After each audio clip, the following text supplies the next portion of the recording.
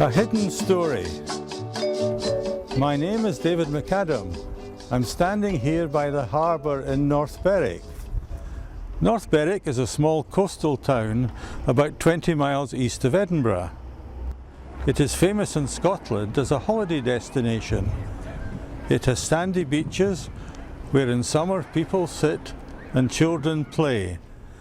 There are 2 golf courses, one on the west and the other on the east.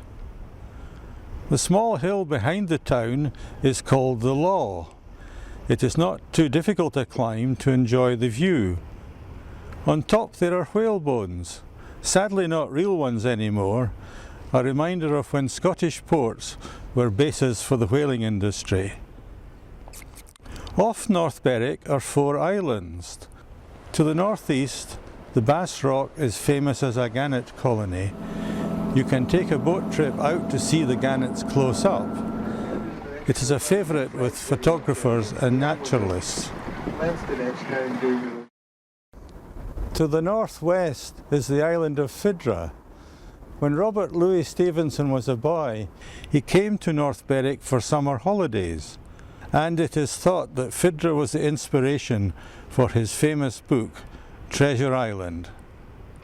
Opposite North Berwick lies Craigleith Island, home to orange-billed puffins and peregrine falcons.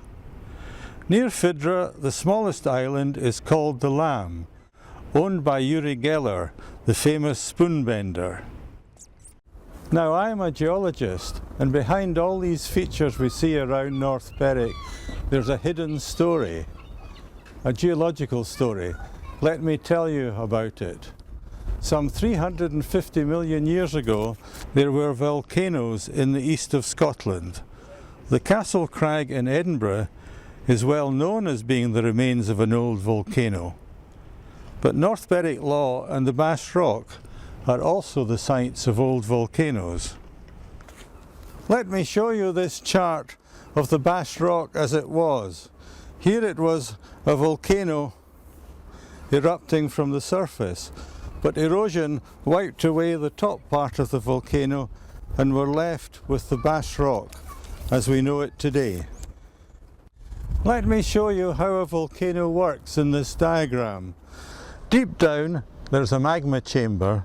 The magma comes up a pipe.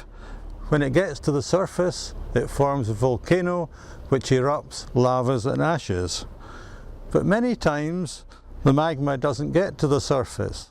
Sometimes it comes up vertically, then goes horizontally and forms what geologists call a sill.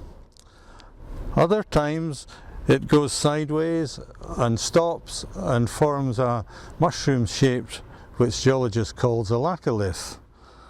The colours in this diagram, the red shows the molten magma and the green shows the shapes which it forms when it cools and solidifies. Now imagine in the 350 million years since these rocks were formed, there has been lots of erosion by wind, water and ice. And the top layers of this has all been worn off. And you can demonstrate this.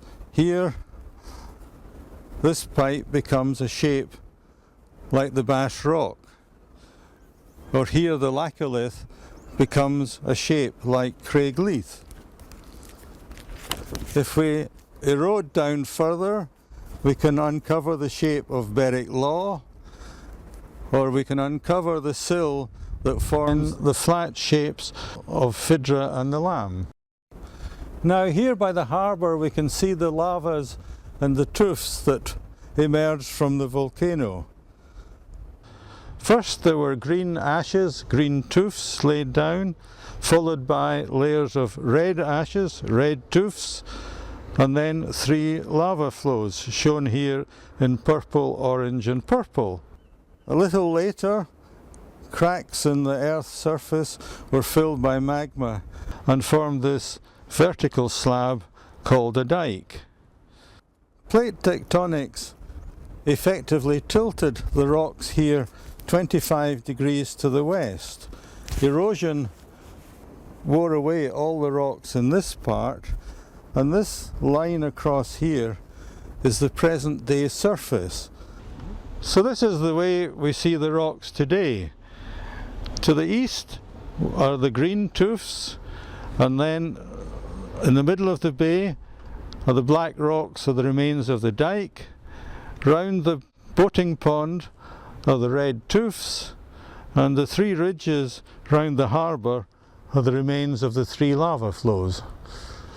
Here, standing in the outer part of the harbour, we can see the three lava flows. The seabird centre is sitting on the lowest lava flow. The middle lava flow here forms two reefs stretching out to sea, and the top lava flow forms a cliff in the distance with the starter's hut, the hut that's used for starting the yacht races from North Berwick.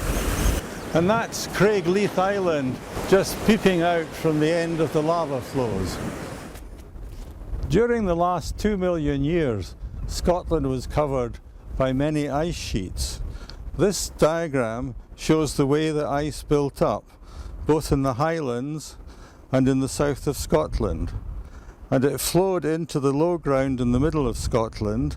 Some of the ice flowed west towards Glasgow, and the rest of the ice flowed east towards Edinburgh.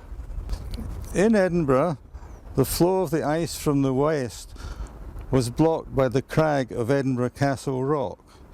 And when the ice hit the crag and was diverted, some went to the north and gouged out Princes Street Gardens, some went to the south and gouged out the Grassmarket, while some went over the top. But the area to the lee of the crag was sheltered by the crag, and this gives the gently sloping ridge which is now the Royal Mile. This feature is known to geologists as a crag and tail. North Berwick has its own crag and tail. The Law is the crag, and you can see the tail stretching eastwards for about a kilometre or so. Now there's another feature about North Berwick. The golf courses, and indeed the town itself, lie in a flat sandy area behind the present beaches.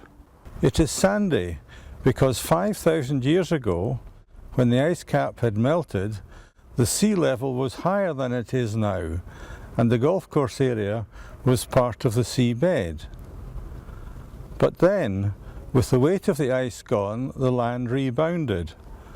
The level of the coastal area rose, and what had been seabed became dry land and is used today for golf. Also, the cliffs that hemmed in the sea, those 5,000 years ago, are still here in North Berwick today. They are the little hills and steep roads that exist in the town.